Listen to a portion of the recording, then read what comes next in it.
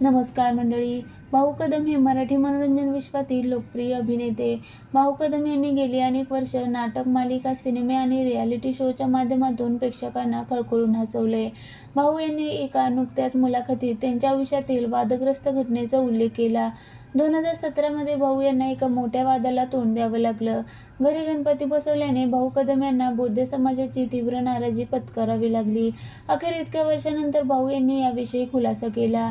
सागर खापरेला दिलेल्या पॉडकास्टमध्ये भाऊ कदम म्हणाले की माझी बायको वेगळ्या कास्टची, मी वेगळ्या कास्टचा. तिच्या घरी गणपती यायचा तर मला कोणीतरी शाडूचा गणपती गिफ्ट दिला होता. इको फ्रेंडली होता तो. भाऊ पुढे म्हणाले, तर तो शाळेचा गणपती मी घरी घेऊन आलो. बायकोने बघितल्याने ती म्हणाली आपण तो ठेवूया. पुढे एक वृत्तवाहिनी घरी शूट करण्यासाठी आली आणि शूट झाल्यामुळे ते दिसलं आणि मग आमचे बौद्ध बांधव ते म्हणाले हे बरोबर नाही, आम्ही हे करत नाही तर तुम्ही हे का करायचं. सॉरी, मला नव्हतं माहीत की याचे एवढे पडसाद उमटतील. आणि मग मी काही कोणाला रिप्लाय नाही दिला. म्हटलं जाऊ दे, नको. जो मला बघून मोठा होतोय आणि आपण जर त्याचा आदर्श ठेवतोय आणि हे त्यांनाही नको असेल तर त्यांचं पण बरोबर आहे.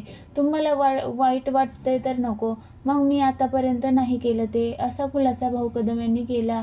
अशा प्रकारे भाऊ कदम यांनी या मुलाखतीत खुलासा केला. एकूणच बायकोची इच्छा होती आणि अजाणपणाने ते गोष्ट घडली हे त्यांनी सांगितलं. याशिवाय अरेला कार्य न करता चाहत्यांच्या इच्छेचा त्यांनी मानही ठेवला. भाऊ कदम यांनी सध्या नाटकात काम करत आहे. याशिवाय काही मराठी सिनेमामध्येही ते कॉमेडीची भूमिका करून प्रेक्षकांना खळखळून हसवताना दिसत आहेत.